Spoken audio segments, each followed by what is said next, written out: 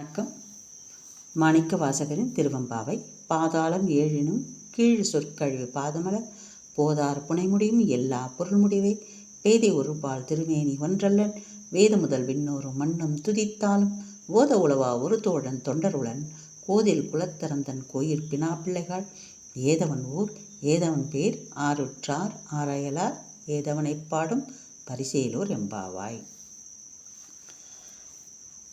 கன்னிப்பெண்கள் பாடிக்கொண்டு போகும் வழியில் திருக்கோயில் பணி செய்யும் பெண்களைக் கண்டு இறைவனது உண்மையான இயல்பினை ஆராய்ந்து அருள வேண்டும் என்று வேண்டுகிறார்கள். அவனது ஊரென்ன, பேரென்ன, இப்படி. பாதாளம் ஏழினும் கீழ் சொற்கழு பாதமலர்.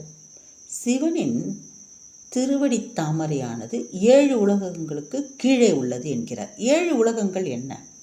அதலம், விதலம், சுதல, தலாதல, மகாதலம், ரசாதலம் மற்றும் பாதாளம். 7 பாதாள உலகையும் தாண்டி சொற்களால் விவரிக்க முடியாத எல்லையும் தாண்டி நிற்பன பெருமானது திருவடிகள் என்கிறார் மாணிக்கவாசகர். சரி, திருவடி அங்கே இருக்குது அப்படிங்கிறாங்க.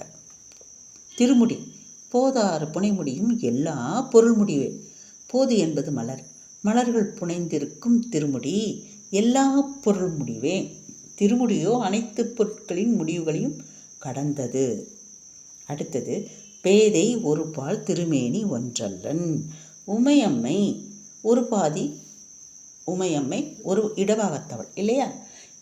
உமையம்மையை தனது உருவத்தின் ஒரு பகுதியில் ஏந்தியுள்ள பெருமானின் திருவுருவம் ஒன்றல்ல, அவன் திருமேனி ஒன்றல்ல. அவன் அர்த்தநாரீஸ்வரன். அவனுக்கு அருவமும் உண்டு, உருவமும் உண்டு. அடுத்தது, வேத முதல் விண்ணோரும் மண்ணும் துதித்தாலும். வேதங்கள், தேவர்கள் மற்றும் மனிதர்கள் அனைவரும் அவனது புகழினை சொல்ல முயற்சி செய்தாலும் எவரும் சொல்ல முடியாத அளவுக்கு அவன் பெருமையுடையவன். ஓத உளவா ஒரு தோழன் தொண்டருளன். அவன் அடியார்களின் தோழன், தொண்டருளன், தொண்டர் உள்ளத்தில் உரைபவன். கோதில் குலத்தரந்தன் கோயில் பினா பிள்ளைகள்.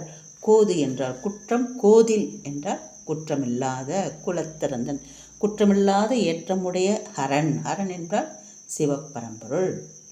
கோயிற்பினா பிள்ளைகள் ஈசனின் திருக்கோயில் திருத்தொண்டு புரியும் பெண் பிள்ளைகள்.